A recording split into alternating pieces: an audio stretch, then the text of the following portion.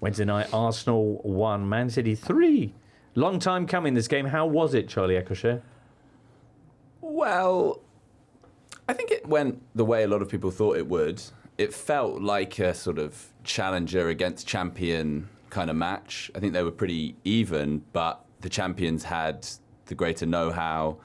They were more ruthless. They took their chances in a way that Arsenal didn't. I think when the news started to come through that Thomas Partey was going to miss the game, I think that was met with huge trepidation by Arsenal fans. He is him or Saka, but I think he's probably the one that most fans would least have liked to lose for this game. He's so fundamental. When Arsenal have lost this season, he's not been playing, and it came to pass again. I think he was a big loss. That said, I don't think Arsenal disgraced themselves at all. I think they put up a good fight, and small margins. They could have scored at 1-1. That one where Nketiah, shades of Gaza at Euro '96, just couldn't quite get onto a low pullback, and then City went up the other end and punished a loose pass from Gabriel in the first half. De Bruyne punished that Tomiyasu back pass in the most ruthless way imaginable. Ruthless.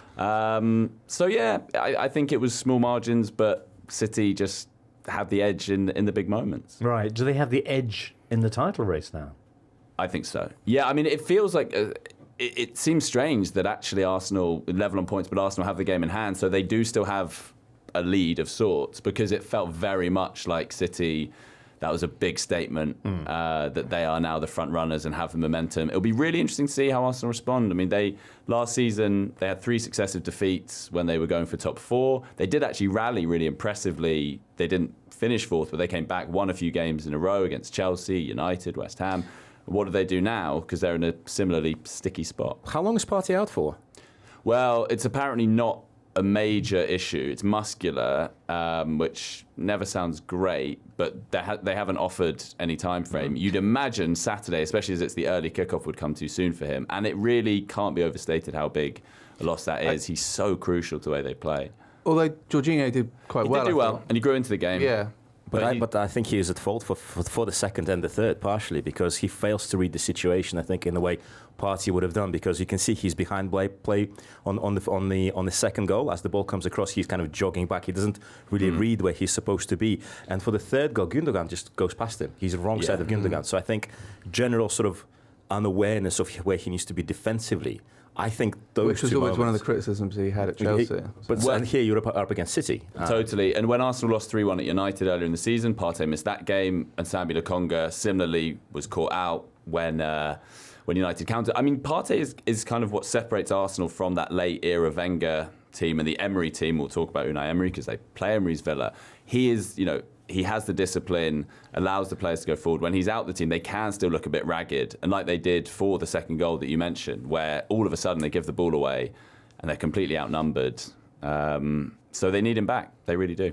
We should talk about City's approach as well, because it was, these sort of games, everyone's excited about, what's Pep cooked up in his magic cauldron. Yeah. And he went sort of joking at Egil Olsen. He went long. It was City's lowest possession figure under him in the Premier League. It was their lowest pass completion. They normally hit around 4% of their passes long. They went 8% here. They kind of used, first half particularly, it was Haaland and KDB were like kind of Quinn and Phillips in their pomp. And the first goal came from a challenge that ran through to De Bruyne. And he finished well on his left foot. It's his 10th left-footed goal in the Premier League since the start of last season. He's amazingly two-footed. Well, that reminds me, because I was having a debate, because just before De Bruyne scored, Nketiah had a header chance, which I thought was a lot easier than the De Bruyne one. And I was having a bit of back and forth. My brother was saying he thought the De Bruyne one wasn't that hard because where the keeper is, it sort of makes his mind up. It tells him exactly what to do. I think De Bruyne made that look easy. But I thought you might be able to quantify the raw XG, the raw numbers. Well, it's interesting because De Bruyne's was given 0.22, and I think that is because the keeper was out. So essentially, it's a semi-open goal. Nketiah was 0.29, and he did have to leap. It was he was sort of leapt up and twisted as he did it. It was a hard header to score, and he didn't score. But so they're quite close. But I think De Bruyne is the hard chance. Yeah. I think for Nketiah's chance, I mean, he's free, and I think the only thing that probably would make it a little bit more difficult is the fact that the cross from Zinchenko was so vicious. It was whipped, really whipped it in. And maybe he just didn't react fast enough to that. But I think in terms of De Bruyne goal, it's the bounce. The whole thing is a bit awkward. So I think that's why he wins this one. Because Saka equalised after Nketiah won the penalty for Arsenal, but then City... Some antics from Edison as well. He was pointing where Saka should put it again and again. And to be fair... Does that work, Duncan, statistically? Sadly, I don't have numbers on that, but I don't... Well, maybe it does. But, I mean, Saka was very cool because he put it exactly where Edison was saying. And Edison obviously thought he wouldn't because he went completely the other way. So it's interesting. So I think Edison maybe thought... Saka's got a really, really good penalty record for Arsenal, but obviously he's best known, I guess, worldwide for missing in the Euros final. So I think Edison thought, I can get into his head here, but Saka's actually really good at pen. So 4 from 4 for Arsenal. You keep mentioning that Edison thought. He definitely did not think when he took out Nketiah, because that was just...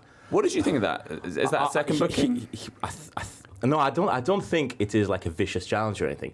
I just think he doesn't need to be there, and B, is like he's almost like switched off and dozily walking into it, because like if a keeper comes out to block, I think we'll talk later about the Champions League, you kind of stop. He just carries on into the play. He looked like a man walking into a lift who doesn't realise someone's coming out the lift. Or who's looking at their phone absent-mindedly. Oh, I'm so sorry. It was quite funny because Nketiah thought a goal had been given, I think. So he sort of like started the celebration process.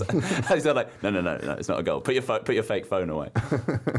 Arsenal level with that, but as you were saying, facing Man City is a bit like taking Djokovic on over 5 sets, and back they come in the second half. Goals from Jack Grealish, set up partially by Erling Haaland, who then gets his 26th goal of the season. Duncan, I read that he's now got 3 more goals than Chelsea have in the Premier League this season. Yeah. Oh, wow. Get Graham Potter on to Erling Haaland. I mean, he's equalled City's best ever Premier League goals total from a player in a season, which was Aguero in one season. And, it's mid-February, and, Shearer was obviously working for Amazon on the game, and he basically said afterwards that one of his many records he still has, which is 34 joint with Andy Cole for record. And that was in a 42-game season, and he said it's over. So...